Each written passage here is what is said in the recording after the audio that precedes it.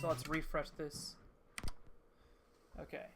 This is a new revision of the Pokemon Yellow No Save Corruption TAS, and we are going to be showing off some new party swap tricks from GDQx, who did a new route here. So we've already set up our trainer ID, the unique ID that is marking our Pokemon as owned by the player of this game save file. That number is going to be used to point to the number of Pokemon we have in our party, which is usually supposed to be maximum 6. But since we can manipulate it with arbitrary code execution, we're going to be setting it to 84. So that's fun. There's fast options, and now a pause. That pause is used to set up the possible RNG values later while we're in Oak's house.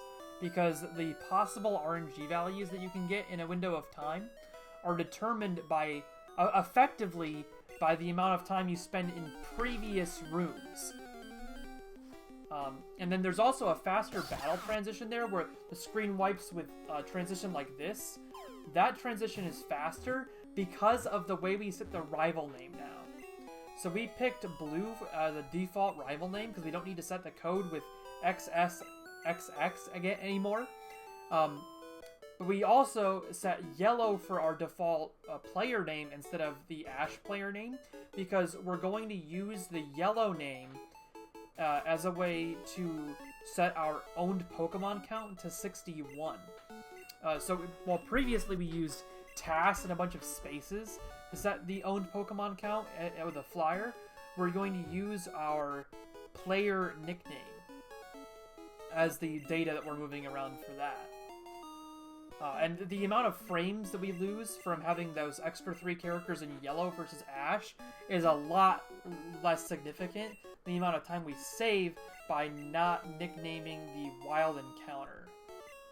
So there's a long wait here to get those specific DVs I was talking about.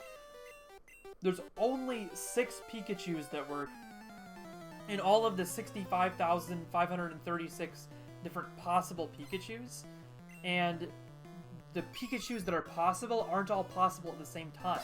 Like I was saying, you just set them up in previous rooms, so then you have to do all these long waits to make sure you get a very specific Pikachu. Now this one has the added benefit of having this rival fight where we don't get hit in the yellow bar ever, so we save 5 frames in color lag, and then also we continue to get a red bar despite only getting 1 critical hit from Eevee. So we save a whole bunch of time because the critical hit we take from Eevee puts us in the red bar along with a normal hit, so we only have we basically save 1 critical hit text box on top of the 5 frames of color lag saved. And now we have our YOLO grass on Route 1. This is a fun segment. Walking through a bunch of grass. There's not really any extra grass we take here. It's mostly just that we're manipulating the guy there. We call him Goalie, because he can walk into your path and slow you down. We're manipulating his path to not block us. And we're manipulating away encounters. We have to do the parcel get from the mart, because there's no entry point in Pokemon Yellow before Deathfly. You have to get to the point where you can do a Deathfly before you get into the weeds with arbitrary code execution. And now we have more YOLO grass, and again manipulating the goalie to not mess with our path there. Full YOLO grass achieved.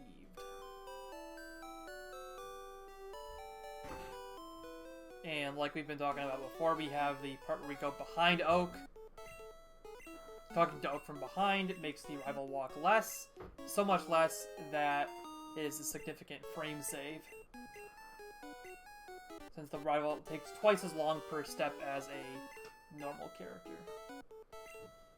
And we just have to get through this text box smashing, and we'll be all set to start with the buying a Pokeball for our dummy Pokemon so we can deposit Pikachu and work on our party count with specific data The Pikachu data needs to be in the PC for when we start messing around with stuff in the party, and the dummy Pokemon needs to be the first Pokemon in our party.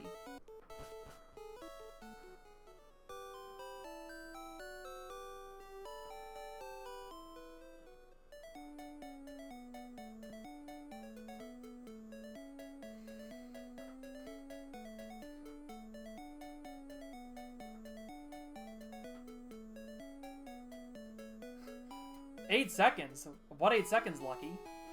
Are you talking about the 8 seconds between Gifts 943 and the 952 I have here? 2 Pokeballs. I've been playing this back repeatedly. You can see when I play it back again that the wait for the Pikachu is still garbage. We don't have a wait for Pidgeotto at all.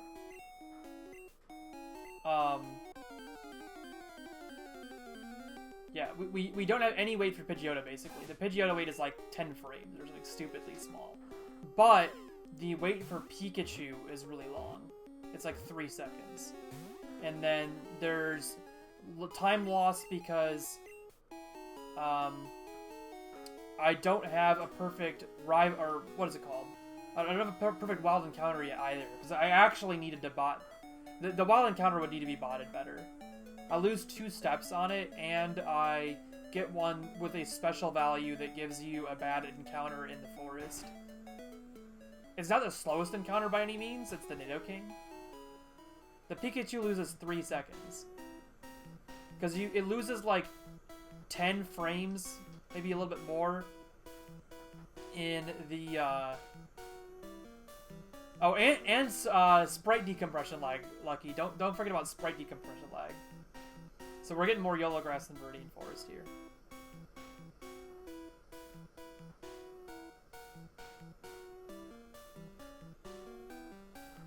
Nice meme. So look how fast this Pidgeotto is compared to the previous one. It's literally like you stop and start going again.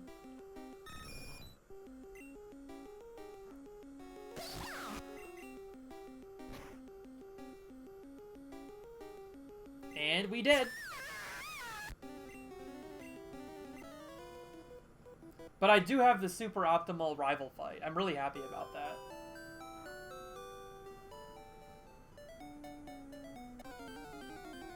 So it's just an extra 2 steps here for the rat.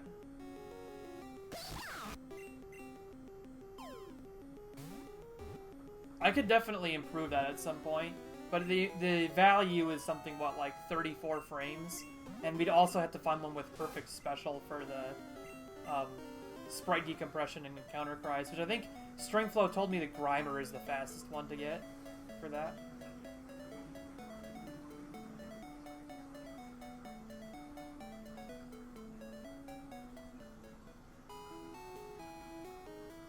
So we have to deposit our Pikachu.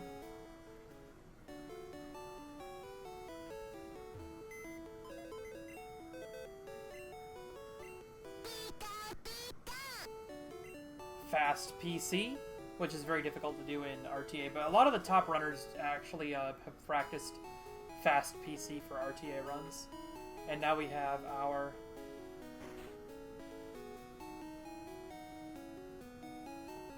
V-Manip. Look at that double bird hop there. So I only have one weight that I don't need to do in V-Manip. The second weight you need to do to set up FE in the what's it called? In the register where the text script pointer sits. Okay, now this is the crazy stuff from GDQx. We've got our mart, we start scrolling down, do our setup to buy 4F, and then buy 4F, back out, get our wild encounter.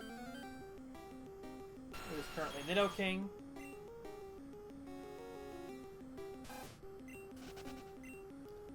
And go into use 4F, swap slot 1 around, do some more swaps, and last swap, and that's it.